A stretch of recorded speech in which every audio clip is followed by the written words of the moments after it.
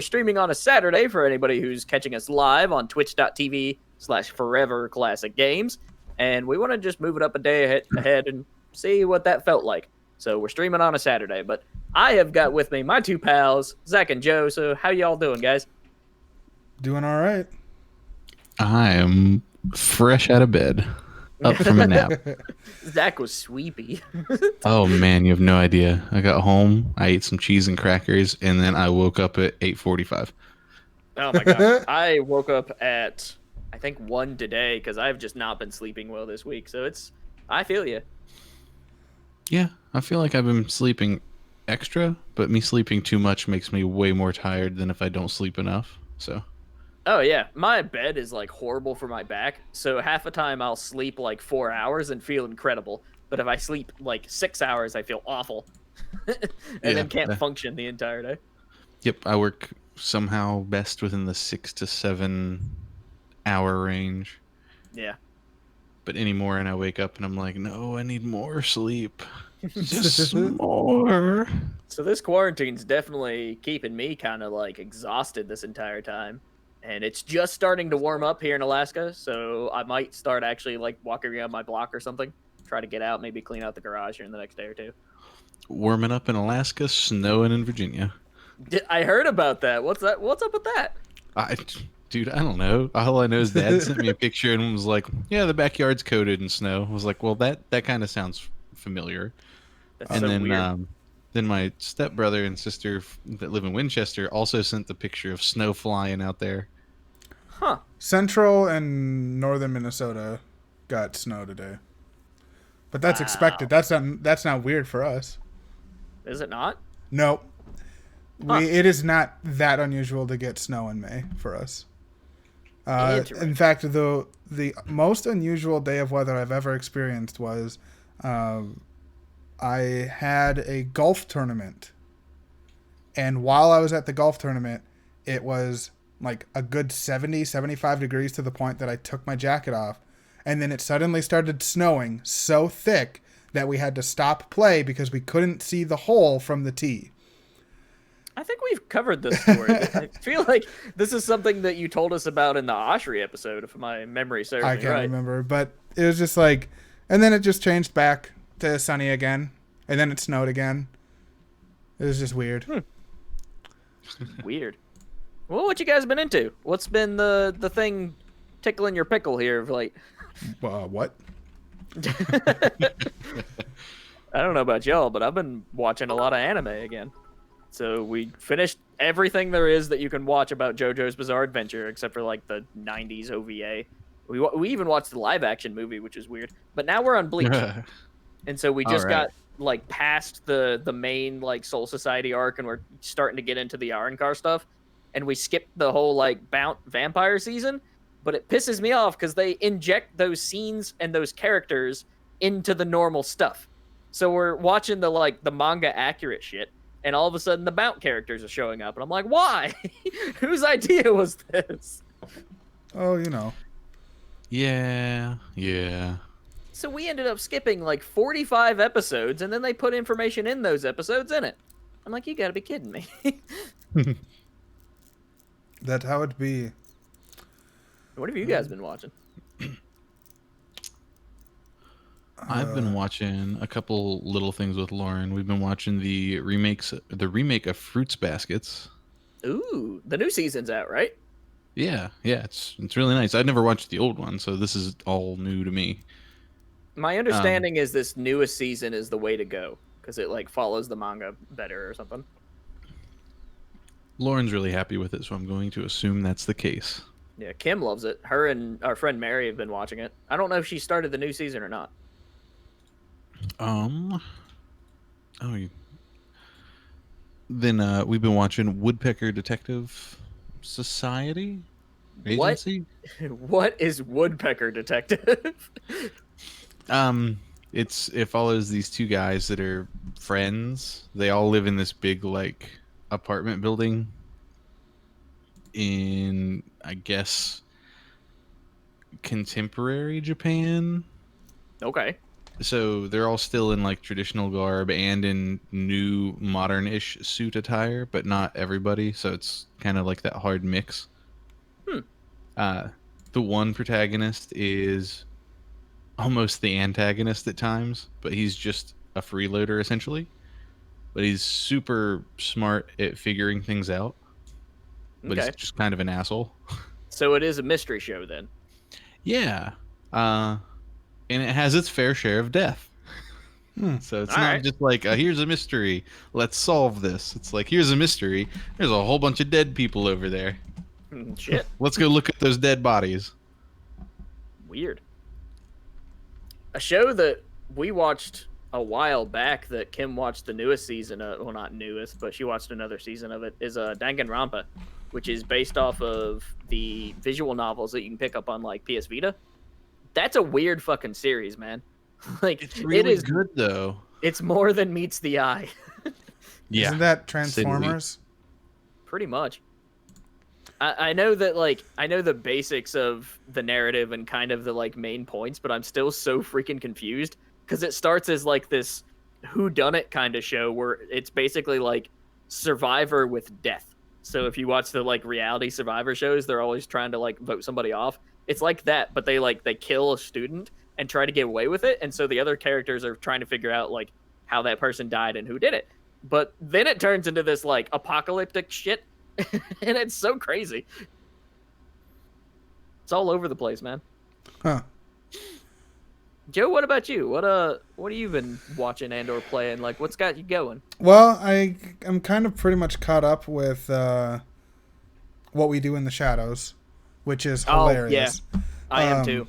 But aside from that, I've been watching a lot of YouTube. So Okay. not a lot there.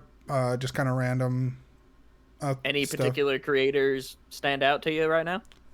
I mean, I have a lot of Linus Tech Tips that I haven't watched, so I've been checking those out because they're pretty informative. They seem to care a lot about delivering really high quality and informative content. It's not just about delivering information. It is about delivering it in a way that is entertaining and valuable and informative. And then they also tend to have really open and honest opinions about the things that they're talking about too. So they'll gladly talk about something, but they might not actually like it. But they enjoy the discussion about it. I almost never see him bash anything like outright, but he will definitely be like, I don't see the point in this. Mm-hmm. And or there's a product that we've covered that is better and does the same thing. Right. And there's a lot of things too, and he'll almost always try to find a way in which the thing he's talking about would be useful or would be able to be like valuable. But sometimes it's hard for him when he's just like, this other product is the exact same price and has these features that are missing from this product. And by me personally, I value those particular features more. Yeah. So. Now, there's two creators that come to mind whenever you mention somebody like Linus Tech Tips. The people that usually are sitting like at a table with nice lighting and they're talking to you.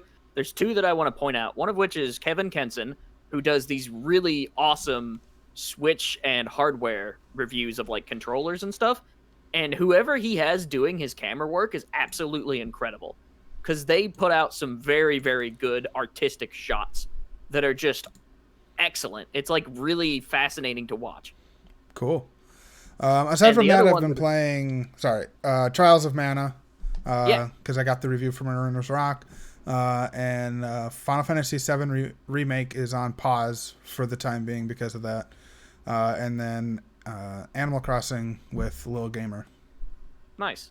Nice. The other creator that I wanted to point out was, I think his name Brandon Salt, and this dude is on a new channel called Retro Dodo, and he does similar tech reviews, but he has a focus of like emulator machines out of China. So he does a lot of these like really unique, fascinating handhelds, and it's some really cool stuff.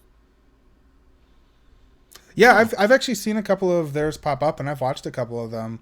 It's just not always what I'm interested in watching at the time. And I have been watching a lot more of girlfriend reviews, which is absolutely hysterical. Oh, they are told us about that. so funny. Yeah. I really like what they're doing at Girlfriend Reviews.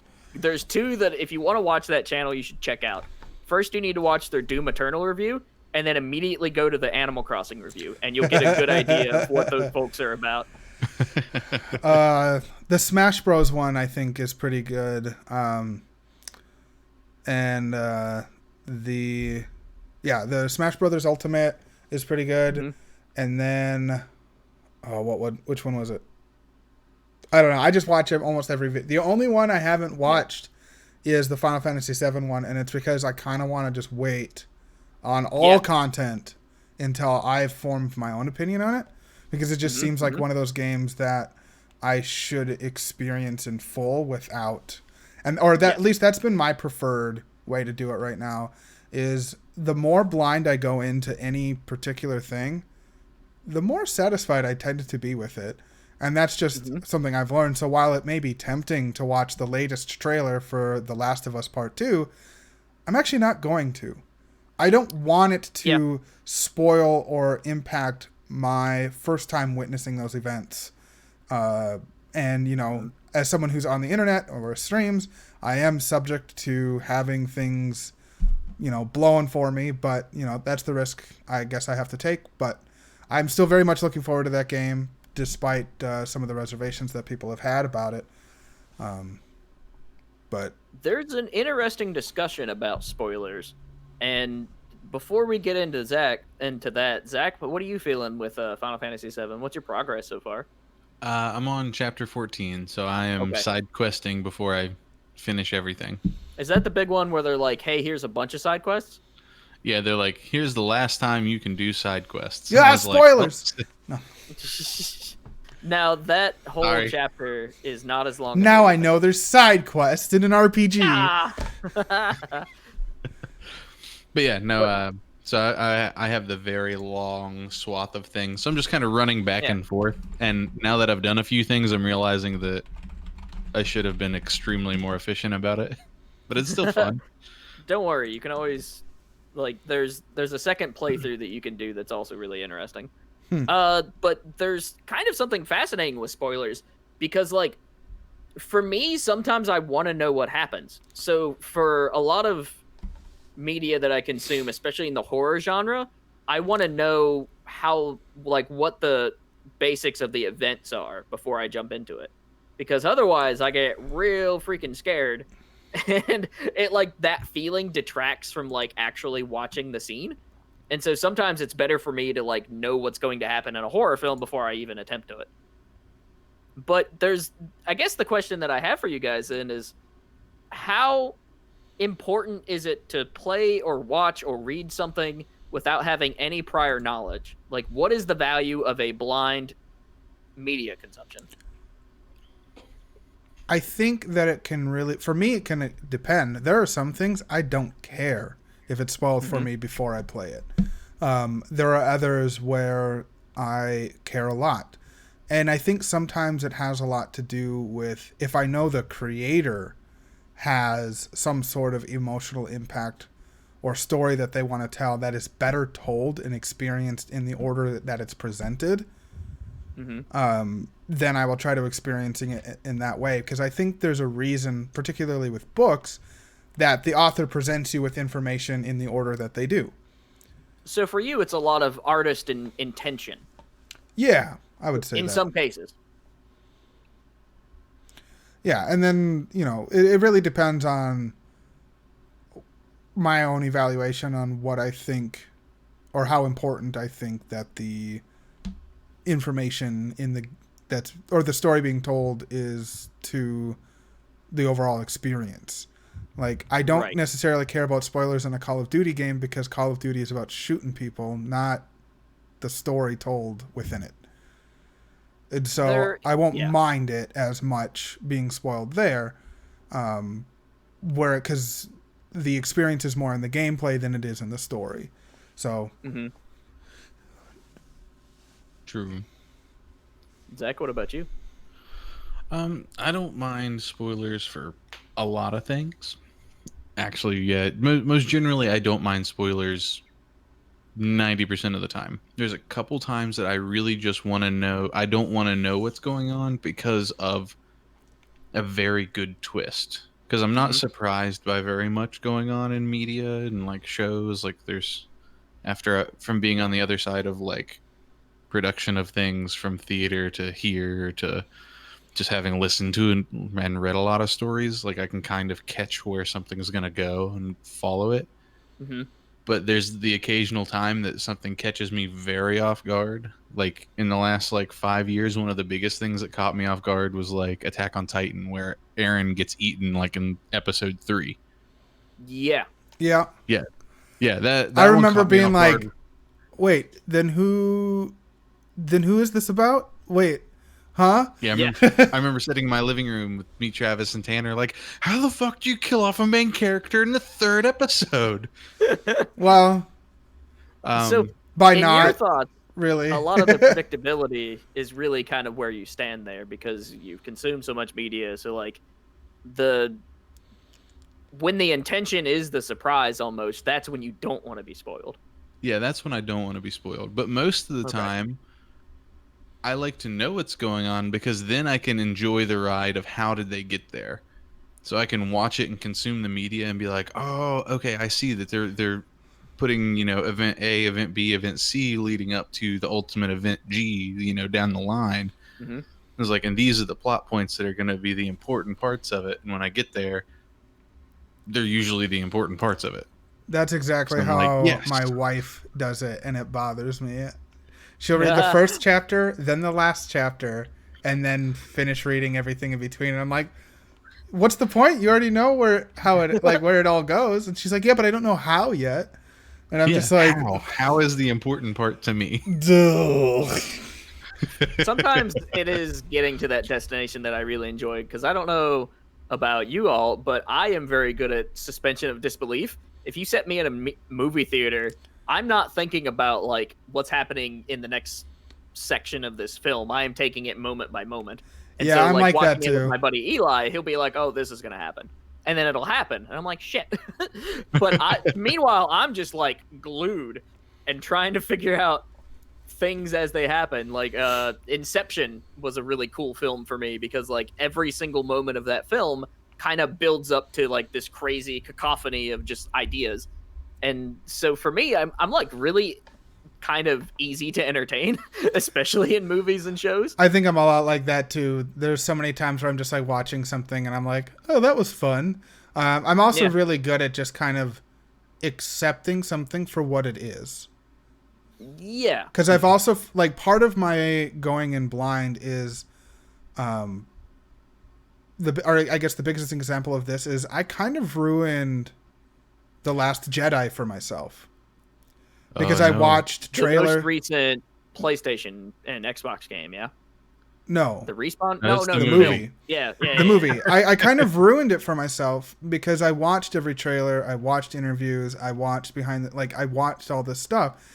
And I had these like expectations on the film before even going in. And then I watched it and I walked out not really enjoying it. Yeah. Fast forward a year, background... I've rewatched the movie and I liked it. And it was because I had accepted for what the movie for what it was, set aside what my expectations had been, and just like took in what the movie was. And it's a well-made movie. It's beautiful. Mm-hmm. And there are some like really strong moments, and that movie includes some of my favorite Star Wars moments of all time, and I can forgive it for some of the things I'm not as big of a fan of. Okay. What do you forgive it for? There's a few things that I think that they could have treated some like legacy characters and given them moments. The biggest one for me is General Akbar.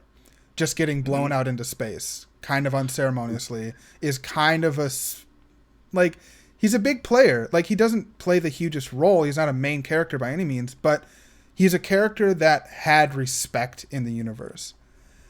And with, what is her name? The general with the purple hair. Holdo. I know who you're talking about. Holdo. Wait, what's her name? Holdo. I really like her as a character. I think she had a really great dynamic with Poe, and I think that she played that leadership role really well. I would have loved to see her in other movies.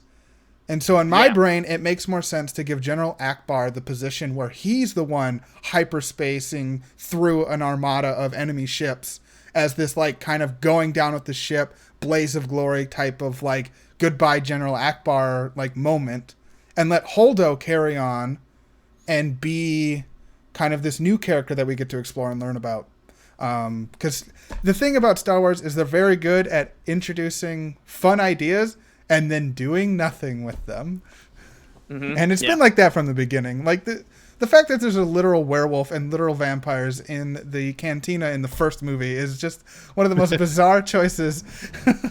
Like, I want to know more about that stuff. And I'm kind of hoping now that the Skywalker saga is over, we'll get movies featuring not humans. And shows, because The Mandalorian really does some great stuff. That's true too. I know. But that was like the big example for me. And walking out of that movie initially, I just didn't enjoy it. And it was because I had all these expectations. And I find the more trailers I watch, the more expectations I put on something. Yeah. And for me, how am I to expect them to deliver me my expectations that they have no idea? Right. Now, you bring up something interesting that, depending on the media, I actually find enhances the media. Sometimes I like to know where it comes from, especially for projects that are made by like one or two people. Like, for example, there's that Metroidvania I played recently. I know that there's not very many people that worked on that, Chasm, which we should have a review on here soon.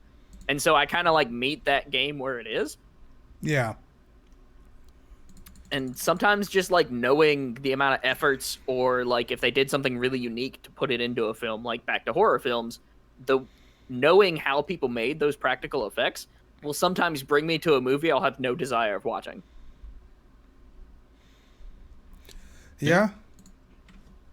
So I guess that brings us back around to what other games have been interesting you guys here recently, because we know Joe's been doing some Trials of Mana. So actually, let's talk a little bit about that then. Is Trials of Mana something that you would recommend to either me or Zach, or just anybody in general? I do recommend it. Okay. I think it could maybe be a little cheaper. I think it would be a great Switch game for sure. And right now it's $50, if not mistaken. Yeah, it feels more like a $40 experience, but it's a very well made game. Use the Japanese voice acting. The English voice acting did wear on me after a while. They're just flat performances. Now, do you recommend having any sort of familiarity with either the series or the original release? I don't think that's necessary. I'm enjoying, having played the original, how well they have kept everything from the original. Mm-hmm. So when I visit a town, I haven't gotten lost because I'm familiar with all of the maps. Everything is laid out exactly as I remember it, but just like fully fledged 3D. And I think that has been really cool to see that they have stayed true to some of those things, and areas that really needed some updates in terms of like moving around the maps have gotten those updates to make things easier. So there are areas where you travel there, and then to get back, it's easier to get back. So you don't have to wind your way down through the whole map again. You can just kind of like take the shortcuts that allow you to come down. Oh, so they do what a lot of modern RPGs have been doing, where they just create a loop once you get through an area. Yeah, in a lot of ways like that. Dark Souls and like Skyrim does really, really well. Less Dark Souls and more, and not even like necessarily Skyrim, but just like they took what was already there and they're like, well, these two places are close, and if we just add another platform, because there is a jump button, you can now jump and platform over that space to get back, where you can't necessarily jump up onto a space. Now, one thing that playing Final Fantasy VII Remake has really gotten me in the mood for is I had almost given up on the JRPG genre. And so now that I'm playing Remake and like going back to the original Final Fantasy VII and trying to finally finish Persona 5 Royale, I'm on the third palace and I just need to kill a boss and I'm done with that. But like, I am really fascinated by JRPG design right now. There's a lot of like really cool, powerful moves that are fun to just pull off. And when you there's a lot of customization because you start the game by choosing your main character and then your 2 supporting characters out of a selection of 6 potential characters. And depending on which characters you choose, it impacts certain scenes that happen throughout the story. And there's also 3 different endings based on who your main character is. So some of the characters their stories are more closely in line with each other. So for each ending, there's 2 characters that line up with each one. And then as you progress, you get to certain points where you get to change the class of your character, and it's a huge improvement. Like, it's not even the same character. The amount of power and abilities that you suddenly have access to becomes wide open, but you get to do that multiple times, and it branches out. So you initially get 2 choices, and then those 2 choices branch into 2 more choices, and then each of those choices also have branching of 2 more choices. And so you can there's a lot of replayability in trying out different builds and different mixes of characters and things like that, and different endings. I would say it's one of the most replayable JRPGs I've ever played. Okay. Just because of that, with the 3 endings and all the different characters you can play as, there's reason to go back and play it again for those experiences, and it's really fun. Neat. Definitely something I'd like to pick up on the Switch. I love class upgrades, and this has been something I have loved ever since playing like Fire Emblem, Final Fantasy Tactics, and how characters just steadily improve and you make like wildly varying choices. And that's even something that we saw in the original Final Fantasy, where you get those class upgrades, where you go from warrior to knight, black mage to Octopath black Traveler wizard. has it too. Does it? Ooh, yeah. Okay. Really? And you can mix classes. So you have a primary class that upgrades over time, and then you can mix and match other classes that you earn throughout the game. Neato. That's so really weird cool. multi-classing. Yeah. I'm into it. It's fun. Fair. Zach, what have you been playing? Real life. No, I mean, we've been playing Levelhead. That's been a lot of fun. I opened up Path to Eden and played a little bit of it, and it's still kind One of step from Eden. One step from Eden. Damn. Yeah. I keep calling it something different.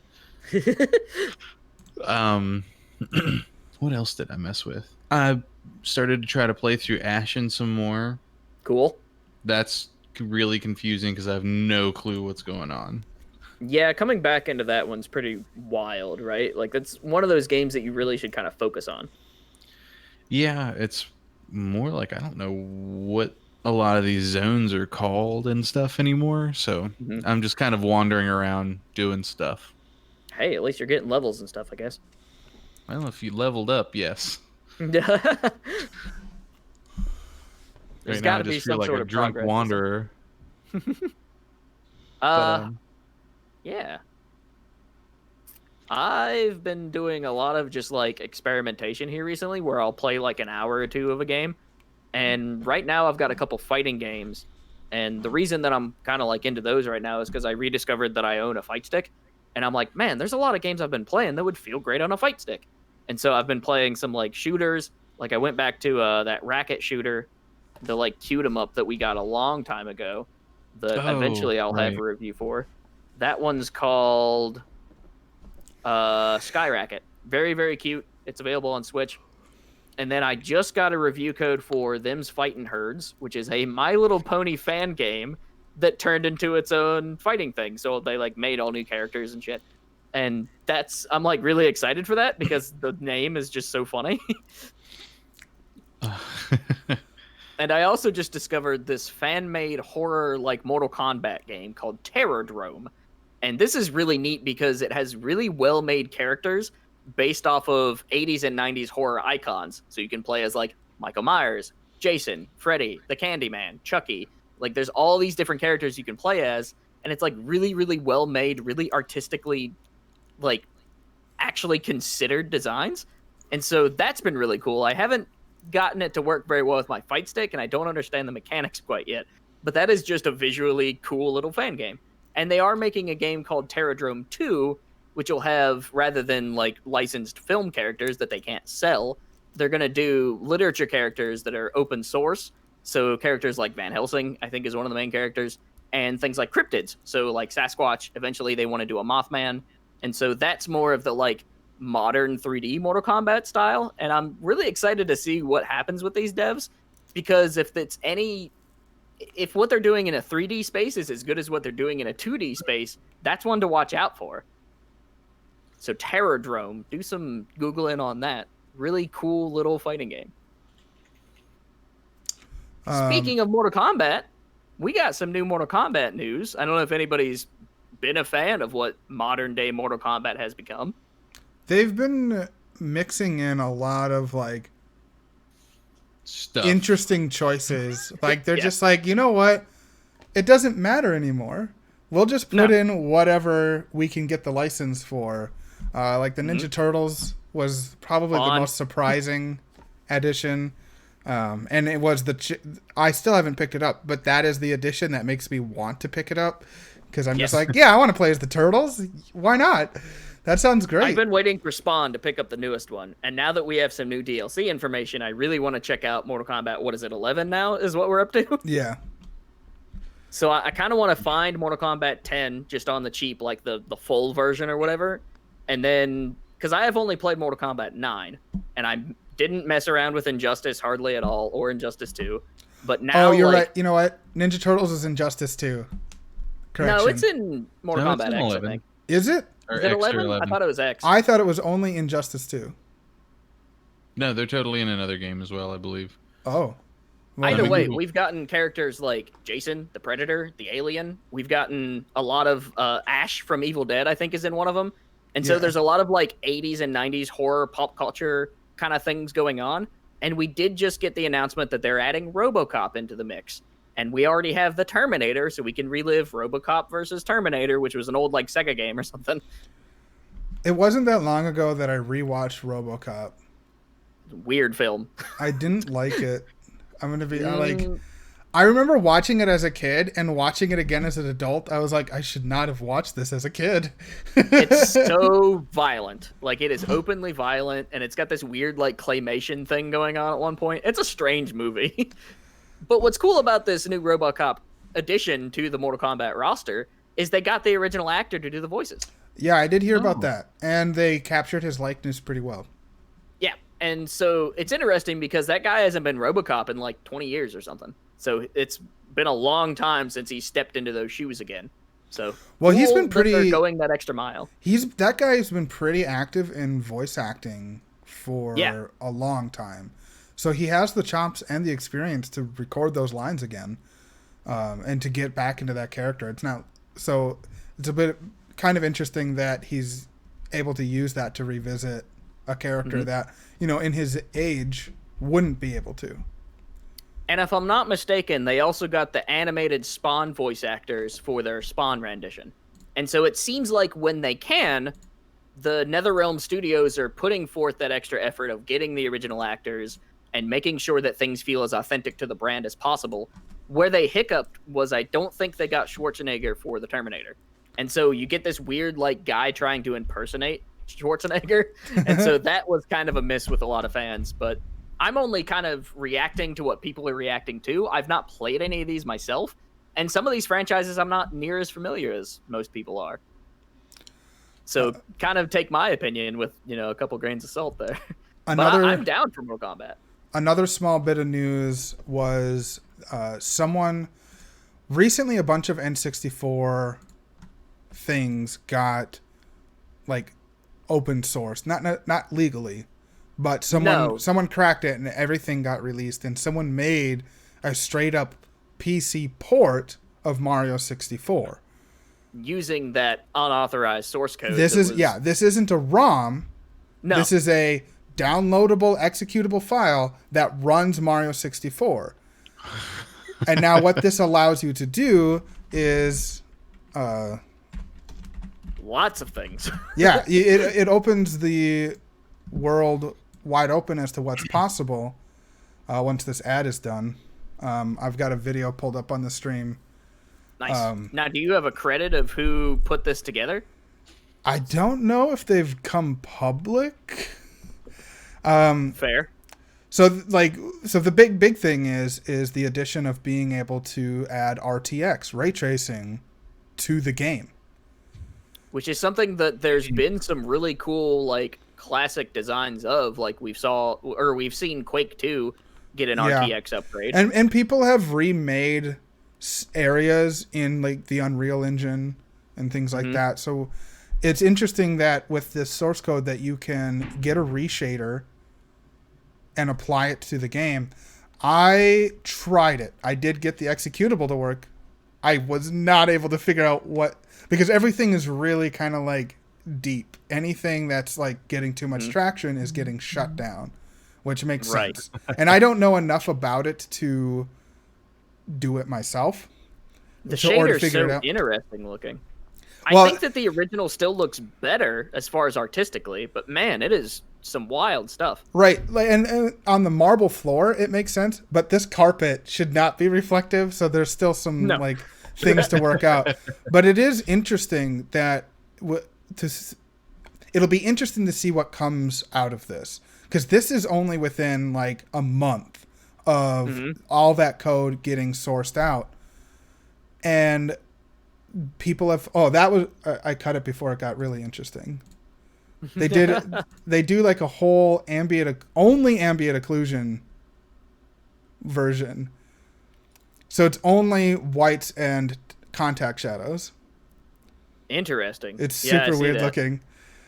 I kind of wish they would get rid of these things so you could actually see it, but yeah, the like next up or whatever.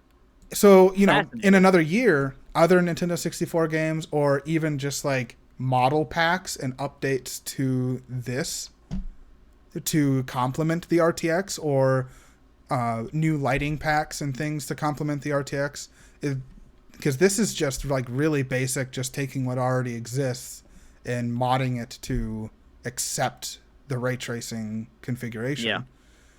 Now, here's the question then is, at what point should developers just unleash their stuff as source code? Because it kind of varies from developer to developer. We have some people that just like release it for funsies, and then we have companies like Nintendo that are like, "Ooh, that's ours, don't touch that," even though they're not doing anything with Mario 64. Yeah. There's also rumors of some sort of like crazy Mario pack or Mario release coming up for the 35th anniversary of Mario.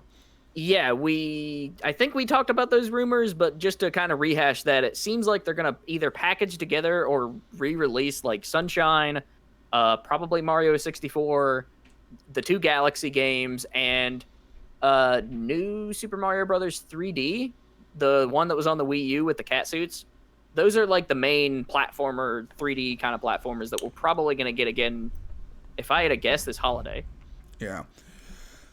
Yeah, it'll be. Yeah. I'm curious to see what they do with it, because there's been rumors of a Sunshine remake for a while now. Yeah, and I think with the engine and what they built with Odyssey, considering when I play Odyssey, it feels a lot like what I remember Sunshine feeling like in terms of movement and the way that the world looks.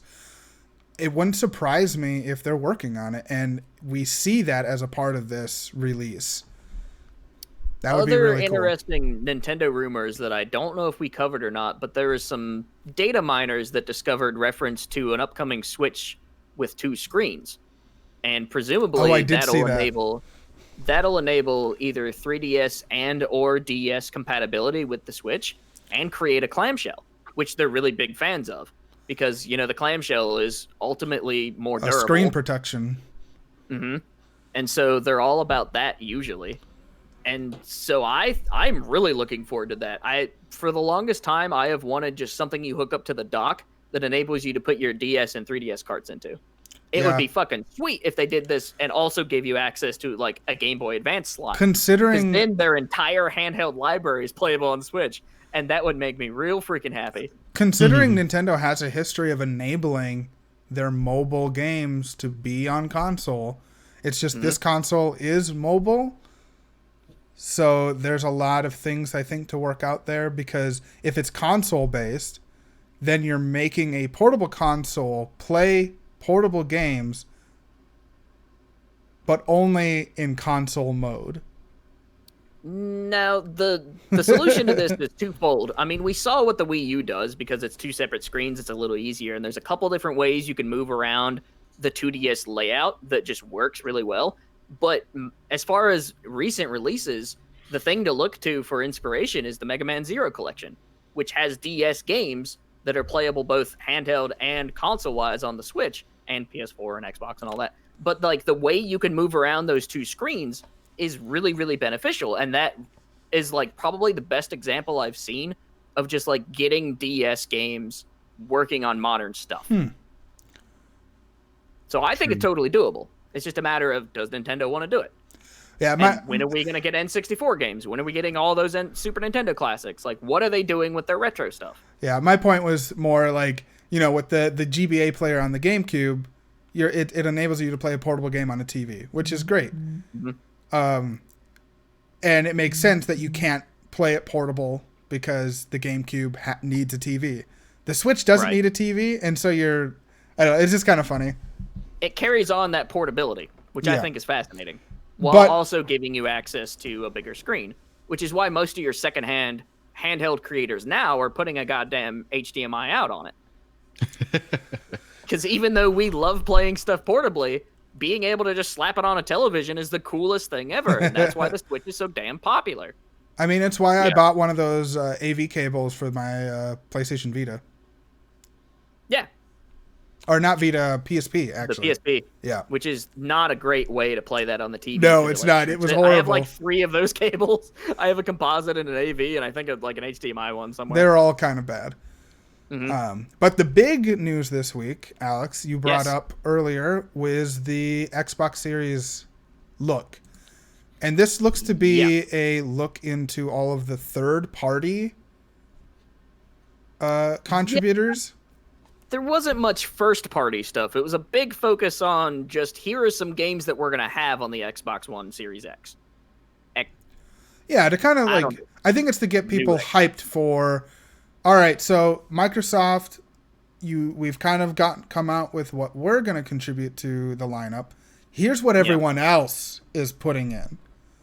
And they did just say yesterday that they are going to put out more information in July, specifically about Halo, which Halo is supposed to be a launch title for the Xbox. And so that alone kind of has me keeping an eye on what they're doing. But a lot of these titles, they're like revealing for the first time on this most recent trailer dump. Yeah. Does seem like they're going to hit in that launch window. And so you have games like Yakuza 7, Like a Dragon, that are going to be an Xbox Series X launch title. And even that alone is pretty cool. Yeah, that is pretty cool. This particular trailer pack wasn't like, here's things specifically made for the Xbox Series X by our people. That's coming later. Yeah. No, this from everything I've seen so far, this is definitely a look at what other people are bringing to the console. So while it will be available on other things, if you're planning on getting an Xbox or if you're an Xbox fan, this is what you have to look forward to. This is things that are being confirmed by our other partners and this is what the games will look like running on the console. Now, they didn't talk about any of the recently acquired studios, so we didn't get any more information from Ninja Theory for Hellblade 2, for example. We didn't get any of the recent acquisitions. Rare's new game, we didn't see anything on. And so this is definitely like a third-party thing, and that sets us up for just showing off the fact that third-party games are going to play pretty good here. And for a lot of these games, they're going to, of course, be available on PC. But at the end of the day, this is a kind of hassle-free alternative, hopefully, for high-end 4K quality images and being able to play those games. And so there's a couple little things that, like, having an Xbox Series X interest me in, especially because of things like Game Pass. So we can actually run down some of the highlights, because I made some notes while watching this, but have either of you watched this collection of trailers yet? I've watched pieces of it, but I haven't watched the whole thing through. All right, so let me just run down some of the titles that we saw. So for just to kind of front load this, they pitched this as first time seeing a lot of gameplay for these games, And that's not necessarily the case. It was a lot of in-engine footage, some gameplay, and they since have actually apologized for that. But that's a whole discussion I want to get into later. Let's run down what we saw. A lot of the games that we saw are in the horror genre. There's like 3 or 4 that are specifically horror kind of founded that I think are really interesting. For one, we got more footage of a game that I've been looking forward to called Scorn. Now, Scorn is a game that is very much in the mindset of Geiger, the guy who did the alien art and the designs for the xenomorphs and such. Okay. And so Scorn is this like weird kind of exploration of this really fascinating world. It's also kind of gross. Like your gun is basically a spine, and so you're like feeding balls into like in between the vertebrae. And there's actually footage of this game from people like PewDiePie. Like it's been available for the past 3 or 4 years. So it's a game that like I've always kind of kept in the back of my mind of like, oh, that might make a really cool horror title. And so maybe this is something that's going to come out this year. And I'm pretty excited about that because I fucking love Alien. Pull it up over here. Yeah, and so for anybody watching at home on our Twitch channel, like there are some really cool things being showed off. What you're seeing currently is Dirt 5, I think is what that was, or an ad. I have no idea. And I'm not super interested in Dirt 5. If you're a racing fan, that's something they talked about. Another game that we caught in the horror genre is Vampire Masquerade Bloodlines 2. This is the sequel to that like cult classic kind of awful game that just had a lot of really cool roleplay opportunities, right? Yeah, right. And that game was still main canon for Vampires of the Masquerade. Both I enjoyed like, both games, thing, honestly. Right? Did not hear. I've never played any of them. I know that there's a visual novel that just came out recently in that same world, and then of course there's that classic PC game. Yeah, see, I've never played them. Toast is doing roleplay of it. Interesting. Oh yeah, this is definitely Alien. We were talking inspired. About Vampires 2, the game. But yeah, so she feeds me all that information from them because they have a really cool like LARP type thing of it. Nice. That's so, very interesting. Bloodlines 2 is basically those ideas elevated. And what's interesting is people are pointing out that the animations don't look that great, but like this is more of a AA title rather than a AAA title.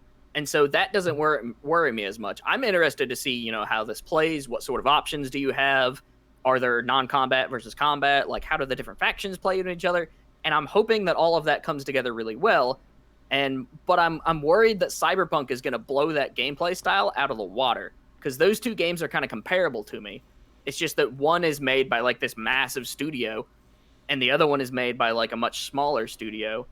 So I'm thinking that people coming into Bloodlines 2 are going to be fans and not like people just picking it up because it looks interesting. I think that's going to be a niche product once again. And so we might not get any more Bloodlines depending on how sales goes. But we got that. We got Scorn. Scorn, again, I'm really looking forward to. There's a studio that I've been reviewing games for a while now that always has just kind of missed the mark for me. This is Bloober Team out of Poland, I believe. And so they're the ones that created Layers of Fear 2, The Observer. They also did the most recent Blair Witch title, which was probably their best one so far. I haven't played Observer yet. But they're doing a game called The Medium. And if I'm not mistaken, I heard somebody talking about this recently, so there might be a press release that I haven't seen yet. But it is a third-person game, and the interesting thing about that is they keep citing Silent Hill 2 as an influence. Not only is it an influence, but they got the composer of Silent Hill on the team. Oh, wow. Yeah. And so I think that there's a lot of talent on Bloober Team. They've just missed it in gameplay in a way that completely tanks the experience. And so I'm hoping that this time The Medium will be their like standout horror title. And so I'm really looking forward to what those folks are doing. Hell yeah, that sounds great. And terrifying because I still haven't beat the original Silent Hill. What a transition. Yeah, so The Medium is pretty wild looking. Some of the trailers shows things like her having premonitions while pregnant and trying to like stop events. There's going to be like a dual world thing, I think, going on. So that's similar to like Silent Hill or even, you know, A Link to the Past. So I don't know. This out of all of them, I think is the one that intrigued me the most. It and Scorn.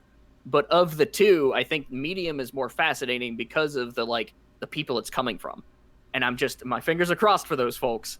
Can they stick the landing this time? Please, please. There's a lot of really good contrast in this trailer. Not just visually, but thematically. Yeah, some really cool stuff. Yeah, here's one, and I absolutely love games that are made by small people. One or two folks really pushing a creative vision. Joe, if you can, find the trailer for Bright Memory Infinite. It should be in that. It's in the beginning. It's like one of the first trailers they play. Now, Bright Memory is a first-person action game that's got first-person shooter elements plus like action elements you might find, say, in a Devil May Cry. This was made by one person. And that's what's freaking insane, because visually it is stunning. This is one person? One person. I legit thought we were looking at the next Call of Duty or something. Right. It looks like a mix of Titanfall and Devil May Cry. And it's really, really cool. So, and you can play this game now on Steam. There's like an episode 1 kind of like general pitch that you can pick up. So in the video that you sent us earlier, I watched from, I think it was Game Ranks.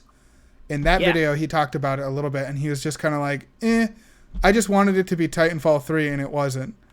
And he seemed really like dismissive of this.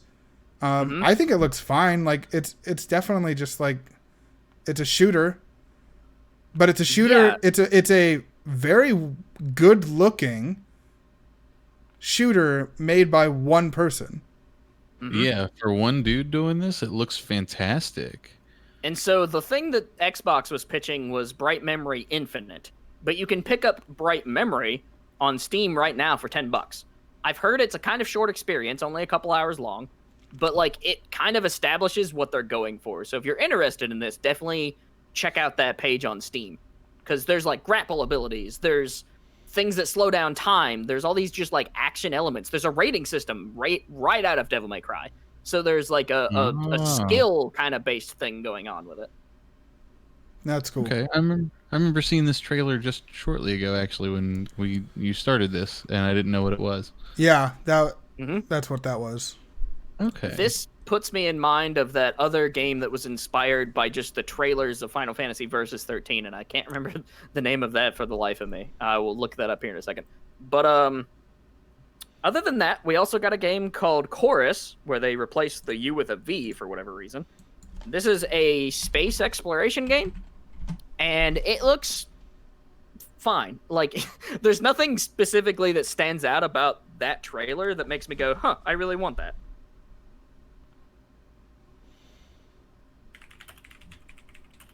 I mean, it's kind of pretty. Yeah, I mean, it looks good. At the end of the day, it seems like a lot of these are going to be game that, like, will just run really well on the Xbox. And so we'll see, right?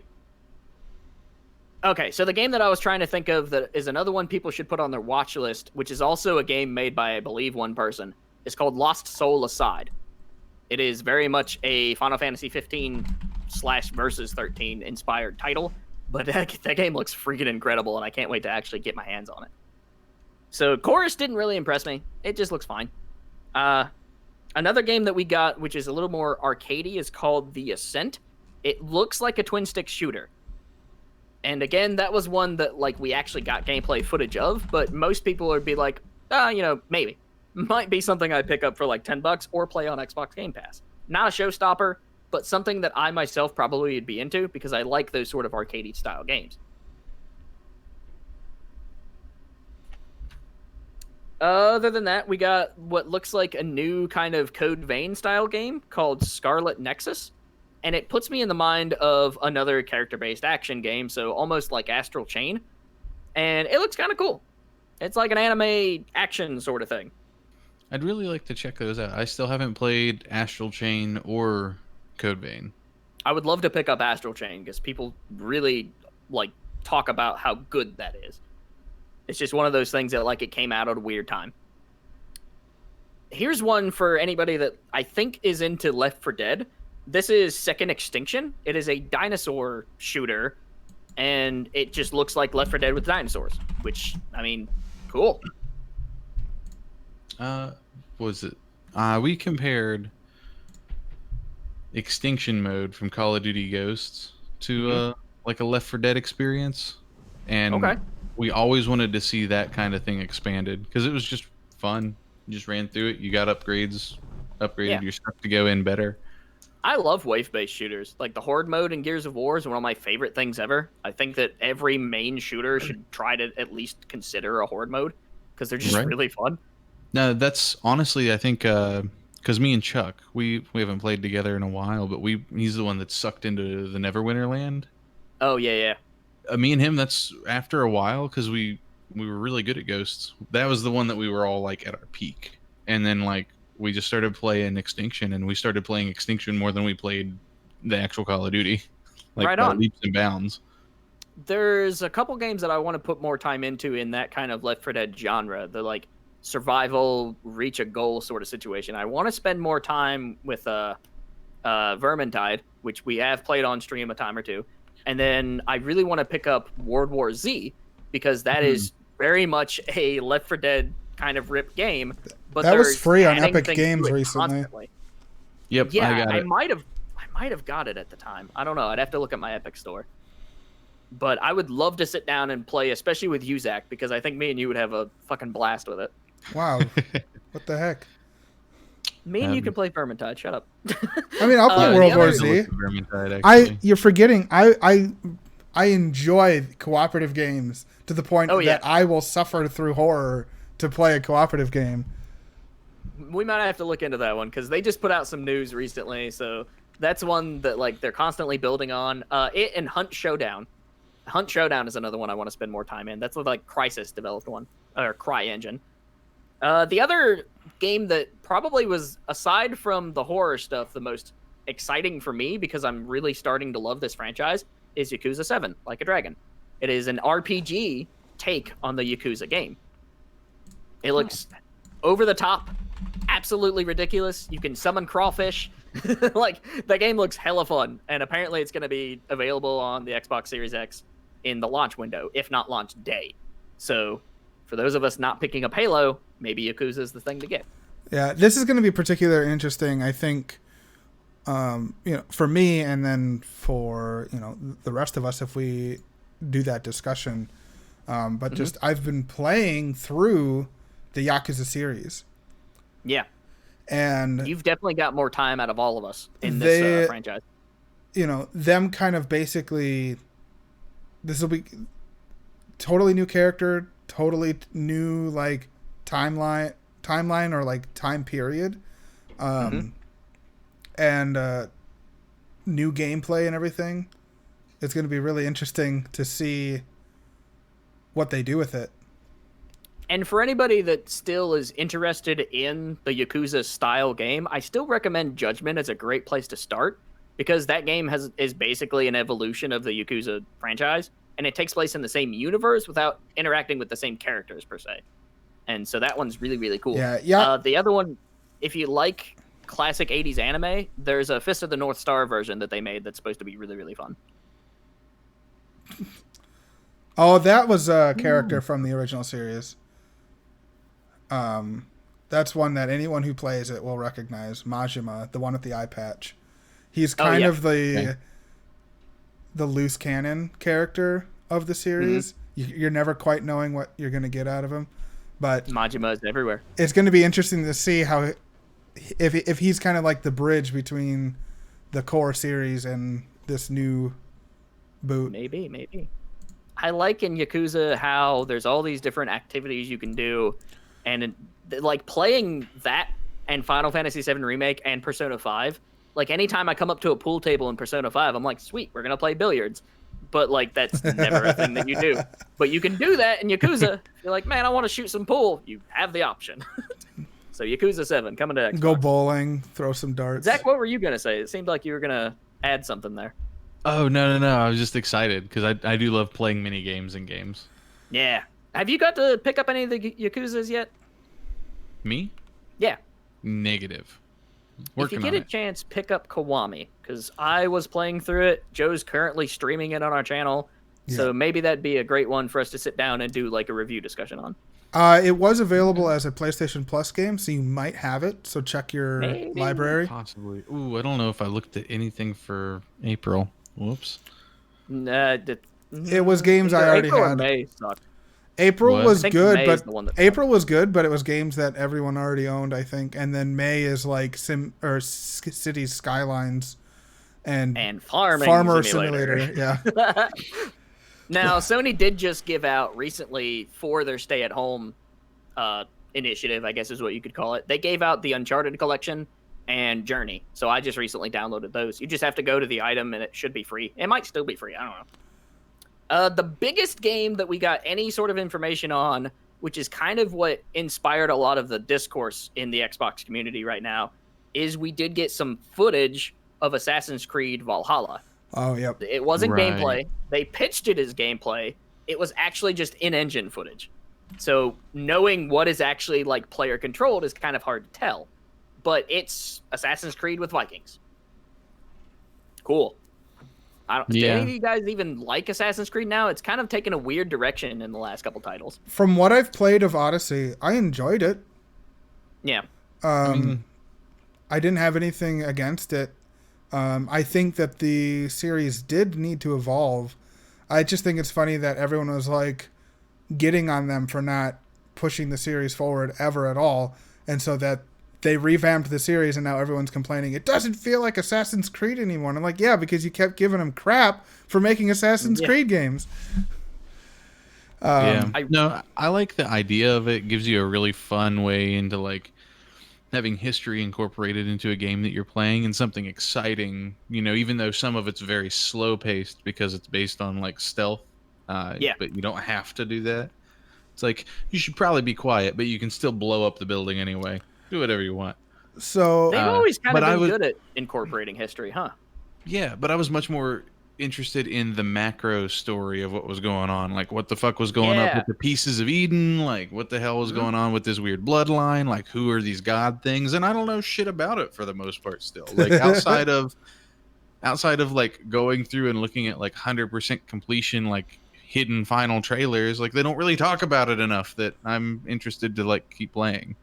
And That's to fair. me, that was the most interesting part. When I was a kid and we got to the end of Assassin's Creed 2, and they show these like godlike beings and stuff talking about resetting the world at one point, like that's the shit that I wanted to know about. And like you're saying, Zach, if they did act on it, I'm not aware of it.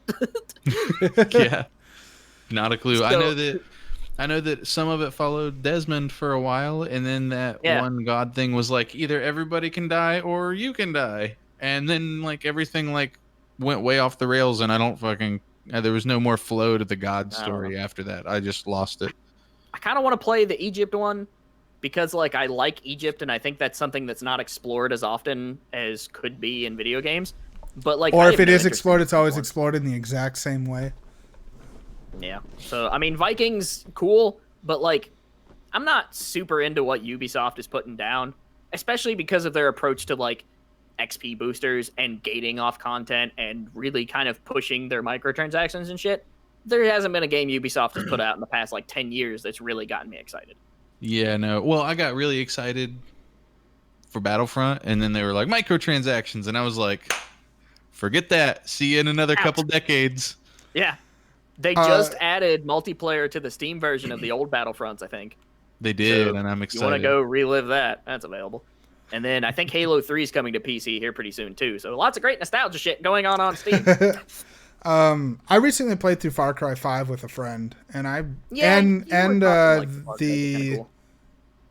the kind of like spin-off of that, I can't remember what it's called, that came out a year later. Dragon? Yeah, the post-apocalyptic one. Yeah, and those were fine. Like, they were fun. They were just... there was kind of a disconnect between the kind of intense, like, dramatic story, and then 5 minutes later, we're trying to see how high in the sky we can get and how far we can wingsuit. Like, it just sort of like, what sort of ridiculous stunts can we pull up? To me, Ubisoft are the masters of snack food games, which is weird because they put all this time and money and production value into it, and at the end of the day, I equate it to eating a nice bag of Doritos. Yeah, but Doritos makes a lot of money. They do. That's what, like, at the end of the day, these games are selling hand over fist, right? Like, there's so many franchises that I have no interest in and I think are actively, like, regressive in how they make their games, but they still sell crazy. Like, Pokemon hasn't changed in 30 fucking years and it still outsells everything. Yeah. Right? That's a bit of an exaggeration. I mean, obviously it's changed a little bit, but there's things that they should be doing that they're not. So I guess at the end of the day, now that we have kind of all this information available about the Xbox Series X, except for some like real fine minute stuff, are you guys interested in picking up an Xbox this generation? No. If not, No. then launch within the next couple years. No. No. I have a very powerful PC, and I don't care about Halo enough to buy a Right. console. My thing with me is I don't like fiddling with PC settings. And That's so fair. trying to maximize the game, maybe I'll pick up an Xbox. Especially me being the type of person that likes to own all main consoles just for review options. Well, this looks I might get creepy. one. Yeah, see, for me, I like fiddling with settings. So, You are more technically oriented. I mean, Yeah, I take don't one look mind at it the either. Discord. yeah. No, I like fiddling. That little kind of tinkering with stuff makes me happy until I break something, and then I'm like, oh, sweet shitballs. There's stuff everywhere. I kind of like the variables, so yeah, I like to like go in and be like, all right, well, what if I change this one thing? What happens? And then I'll restart the game and play it for like 5 minutes and be like, okay, and then I'll do it again and just kind of see and fiddle. There are games where I spend 2 hours getting the settings before I play the game, and it's just because I enjoy that process. No, I think where the consoles are really going to be like make or break this generation, it's not going to be the performance. It's going to be the types of software that are on there and how they're delivering that software. And I think the advantage that Xbox really has going for it right now is Game Pass. And here's the thing, Game Pass is working so well, they recently cleared 10 million users. They have a much Really? better platform and much better they have a better lineup, platform, delivery, and cost to their competitors. And the fact Yeah. that the Game Pass works on PC is a huge plus in their favor. Like, I Yes, don't need an yes, Xbox. Getting that PC cross compatibility, I think, is going to be a big part of this generation as well. Which is why I'm looking forward to things like Horizon Zero Dawn coming to PC, and maybe we'll actually start to see Sony do that more often, and maybe we'll see Nintendo do it. Who knows? Well, Nintendo is kind of doing it with the Nintendo and Super Nintendo games, but yeah, there's nothing like modern. And PlayStation Right. has something, but the It's not service good. is very lacking for sure. PlayStation has a steamy pile of shit that they're pressing in place of crossplay and anything else cool because I'm not real sure. They're just dumb. I don't know. For me, like, PlayStation is still the number one console I'm going to look forward to picking up. But if I can swing it, I think I am going to get the Xbox just to have those options. I'll have Now, to see what other thing, like if they do things where, like I wouldn't even mind like an Xbox Series X Lite that is more of a streaming for my PC. Which is something that's probably coming as far as just like, this is a thing that you hook up and you stream games to it for things like Game Pass or stuff. Yeah, because I've Or already you have invested trade in and all a that kind of stuff. I've already invested in a powerful PC. I'm not interested Right. in buying basically a less good PC. Yeah. We'll see. Again, I think that Xbox a lot of the Xbox One generation is preparation.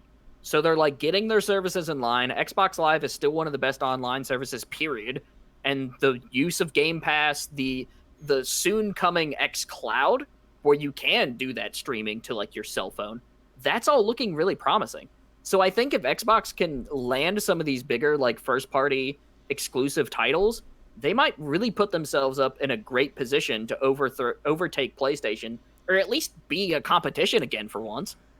I think with right now too, with this latest inside look and this lineup being announced, I think the pressure is on for Sony to do something soon. And if they don't do it soon, it might be too late. They can't just have the best software, I think, anymore. I think they're going to really have to reconsider a lot of things. And so I'm hoping for improvements in, say, VR. I would love to see Sony come back to handhelds. I would love for PlayStation Now to be worthwhile and modeled after like Xbox Game Pass. There's so many things that I wish Sony would do, and while that list is not as long as what I would wish Nintendo would do, it still seems like a bunch of companies and services are making moves that kind of put what Sony's doing to shame. So we'll see. Yeah, but If the game, Xbox... unfortunately for me, the games that are announced and I'm expecting for Sony are much higher on my anticipated list. Yeah, of course. And it doesn't matter how good your online service is when I don't play games online. At the end of the day, it's the games that matter. You know, I spend more time playing a 720p game on my fucking Switch than I do a 4K title on my PlayStation. Yeah, that's true. I've played with exception of Final Fantasy, I've played way more on this Switch than I have anything in months. Yeah. Now, PlayStation is my second because I do spend a lot of time playing things like Monster Hunter, all the various indies, some of the bigger RPGs I always pick up on PlayStation. I have Nowadays, been switching. That's what I forgot to do. Monster Hunter had a pretty good sale, and I forgot to get that on PC. I switch between PC, PlayStation 4, and Switch kind of regularly. Yeah. So I don't know if I have one that I play more than others. Maybe the Switch because it's something that I can do easily in bed. That doesn't require me to turn a light on. Yep. Being able to have the option, again, to go from handheld to TV is the coolest thing. And I need more companies to tackle that. Right. But I've fallen asleep many nights. The Vita was in place to be able to do that. And I think Sony ditched it too early. And I think the Switch proves it. And I hope Sony reconsiders it. Based on the amount of money that the Switch is making, there's two things that these companies need to do. Either work with Nintendo to get their shit on the Switch, or tackle handhelds themselves. I mean, I'd be down for another Sony handheld. I think that they deliver really quality hardware. I'd be down you for just Xbox need to handheld. You just need to support I wouldn't. what you built. Yeah. It's called a laptop, Alex. Yeah. I love handhelds. Or a There's tablet. so many cool ones I want to play. Evercade has one that I want now that's like this cool like collection cartridge-based thing. Analog NT's doing a Game Boy that's made out of aluminum. Like, I fucking love handhelds. So the big thing that came out of this reveal, this gameplay kind of spotlight, was this kind of broken expectations, this claim of gameplay. So that's the kind of philosophical question going that I want to run real quick by you guys because we are running out of time. What constitutes as gameplay to you?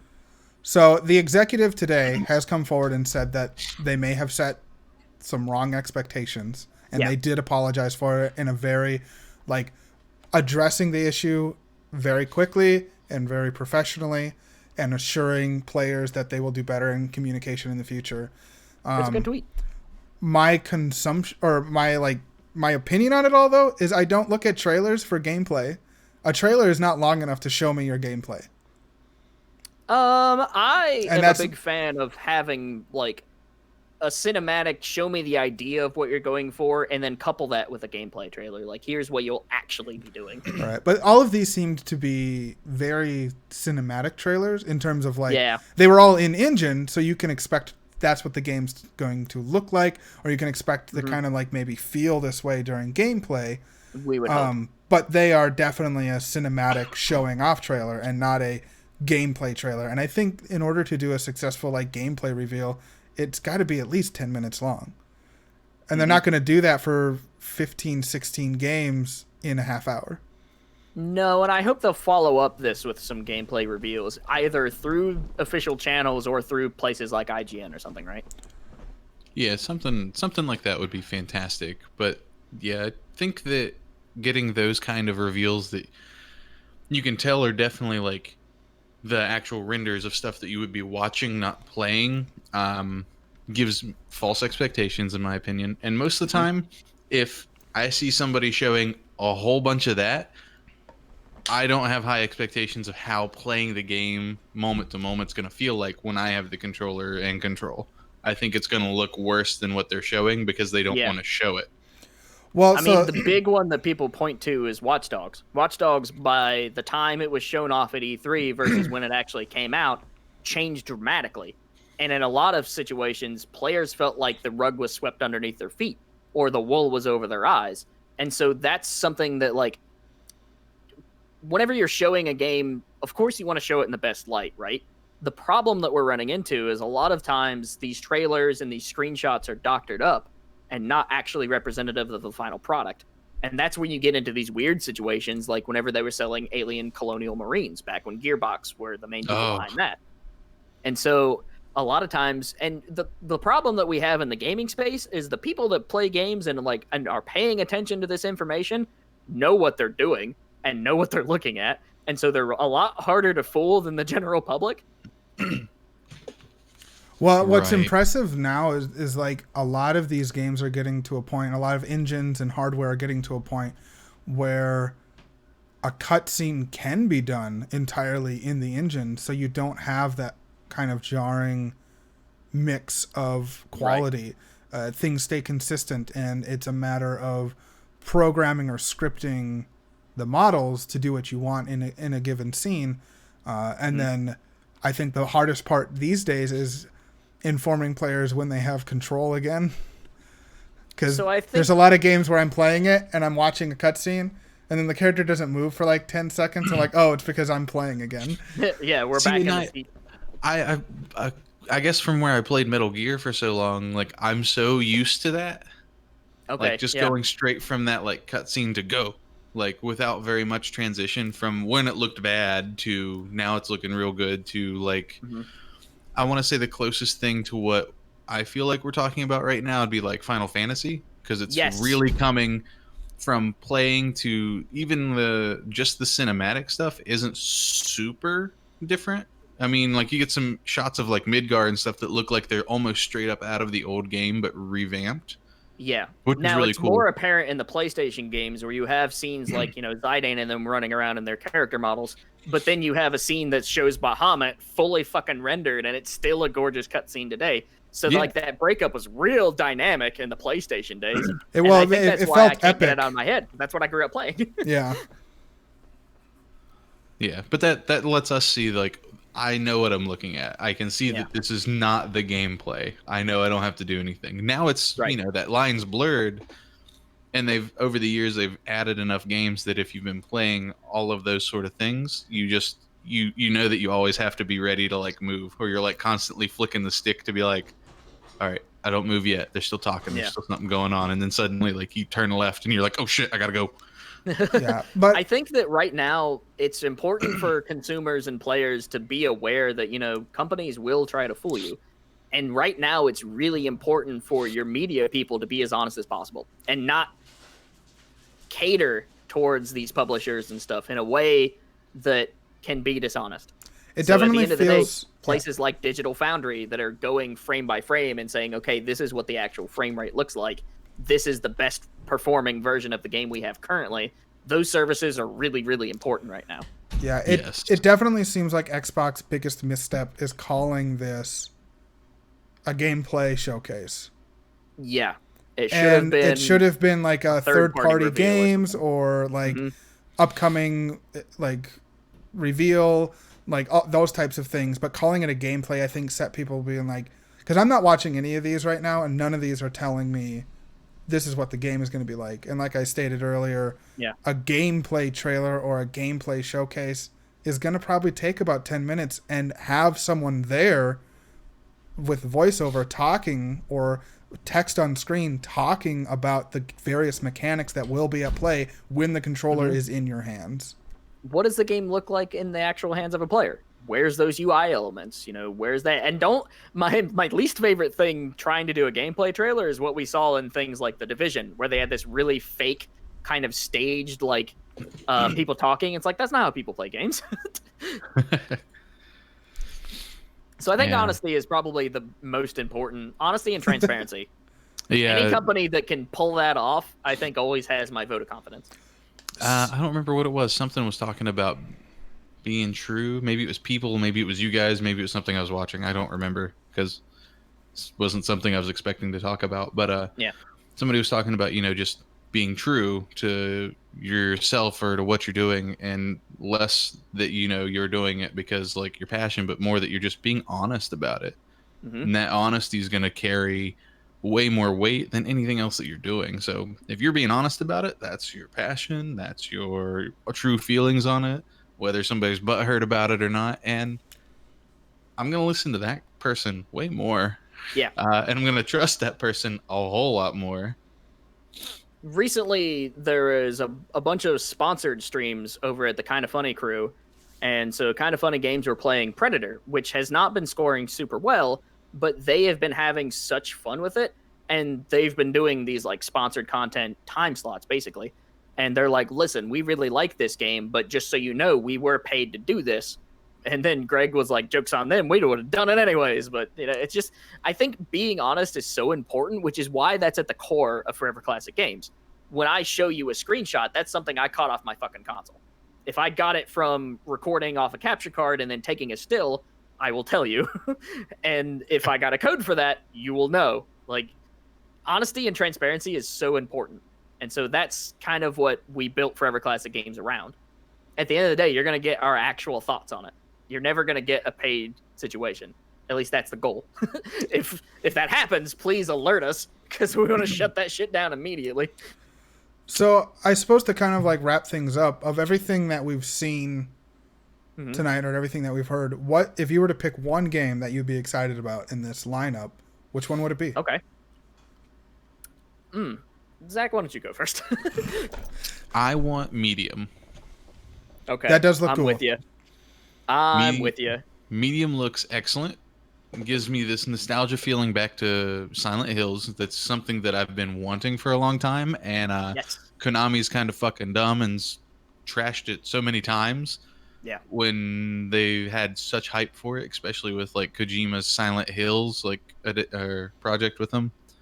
And I'm just kind of salty about that because I like Kojima a lot, and it would have been really good to have seen that made. Well, we know that it would have been good because it launched one of the most famous trailers or teasers of all time, playable trailer.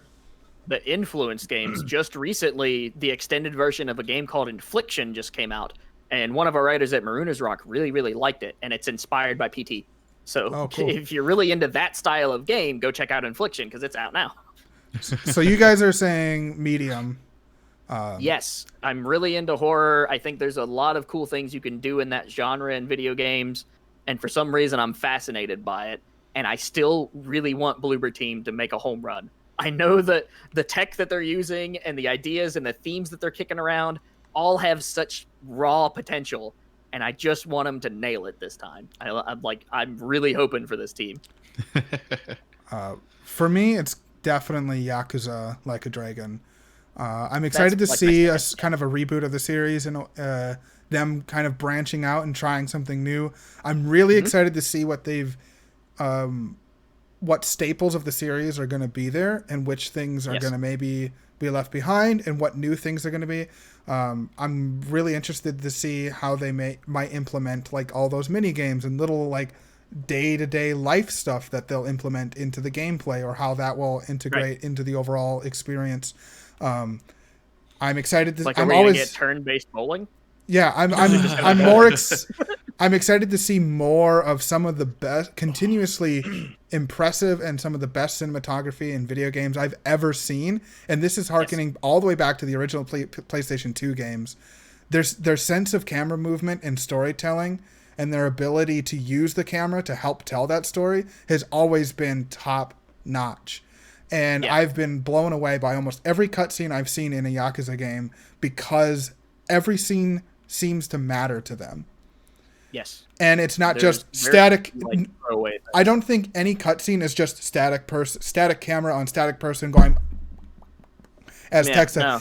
Even the cutscenes that are lightly voice acted and have a text box that you scroll through, there is a specific camera angle that they show it to you through. Mm-hmm. And I'm really excited to see that applied to a full-on like RPG experience, and to kind of see what sort of efforts can be made to improve JRPGs and RPGs in general, because I think they suffer the most because they have the most story to tell, and they have some of the worst camera angles, composition, and cinematography I've ever seen in video games. But I just like the stories that they tell, and it'd be nice to see them told in better ways. Yeah, so at the end of the day, we're less excited about it just being an Xbox situation and more excited about the games that they were showing off. Yeah, because all of these games will be available on other platforms, at least PC. Well, yeah. Which it kind of seems like will be available on PS4 and Xbox One as well. So we're still getting that like middle ground cross situation. Yeah, and I think we're going to see that for another 2 years. Yeah. I mean, we got a Wii game this year, so... Just Dance. You can't kill Just Dance on a Wii. It's a Titan. The old folks need their dancing. Quick thing that I do just want to throw out before we end is they did give a release date for Deadly Premonition 2, and we were followed by Swery on Twitter. Cool guy, that Swery fella. I haven't played Deadly Premonition, but I know it's supposedly like didn't it just come to the Switch? Game. Yeah, it's that's probably where I'm going to play it, is on the Okay. Switch. Weird little survival horror game that's very Twin Peaksy. That's also like a bad game, but also just like super cool. I don't fucking know. There's a sequel coming, and maybe it'll be good. And it's coming out sooner than expected. It's like this summer or something. So we'll see. All right, so let's give our little wrap ups of where we can find everybody. So if you want to stay in contact with Forever Classic Games, check out foreverclassicgames.com. Of course, you can watch our stream, which is happening right now on twitch.tv/foreverclassicgames. If you want to send us an email, go through the foreverclassicpodcast@gmail.com. And then we also have a Twitter, ForeverXClassic. If you want to reach me specifically, best way is through Twitter, and that is @ACMccumbers. And all this will be available in the description, typically. Zach, where might people find you? I am Exquisite Liar everywhere except for Twitter, and I am Exquisite_Liar there. Yes. All right, I'm Joe, and you can find me at The Daddy Gamer on Twitter, and Daddy Gamer Reviews on YouTube, and Daddy Gamer YT on Twitch. And coming up soon in probably like another hour or so, or less, the trailer I've got showing right now is Ghost Runner. They released a trailer, demo on Steam that I have ready to go, and I think I'm gonna stream it for a little bit, and so if you guys want to check that out and see what that's all about, stick around or give us a follow and tune back in like an hour. Very, very cool. I wanted to mention that because I saw that that demo go live, and I'm like mentally marked it. And if it's good, let me know because I'll download it because it's a timed like only available for a week or something. Hey, thanks for the comment, Mr. Big Easworth. Appreciate the feedback. Yeah. Yeah. And I guess that'll do it for today's episode of the Forever Classic Podcast. Thank you for listening, and as always, stay cool.